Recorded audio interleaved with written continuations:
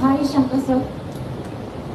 Actually, Indian Festival, A.R. Rahman sir ആണ് music വന്നേക്കുന്നത്. And after ഇപ്പം 11 പ്രോജക്ട്സ് വർക്ക് ചെയ്തിട്ടുണ്ട് കൂടെ. അപ്പോൾ ഇപ്രാവശ്യം എന്താണ് അനിരുദ്ധിന് പ്രിഫറൻസ് കൊടുക്കാനുള്ള കാര്യം എന്താണ്? ஆக்சுவலாக வந்து 2.0 படம் முடிஞ்சிருச்சு.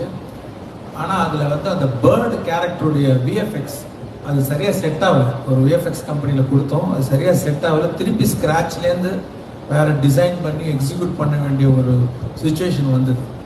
அதுக்கு வந்து அந்த கம்பெனி வந்து ஒரு 1 year கேட்டாங்க அந்த பேர்டை திருப்பி ரீக்ரியேட் பண்ணி ஃபைனல் ப்ராடக்ட் கொடுக்கறதுக்கு. அந்த 1 year எனக்கு வேலை இல்லை.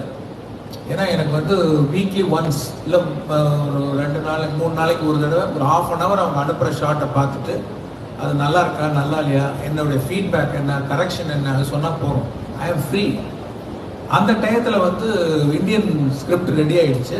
சார்கிட்ட சொன்னேன், சாருக்கு பிடிச்சது, ஸ்டார்ட் பண்ணிடலான்னு சொல்லிட்டு ஃபெப்ரவரியில், அதாவது அந்த 2.0 ரிலீஸ் ஆனது நவம்பர், ஃபெப்ரவரியில் இந்தியன் 2 ஸ்டார்ட் பண்ணுறதா பிளான்லாம் பண்ணிட்டோம்.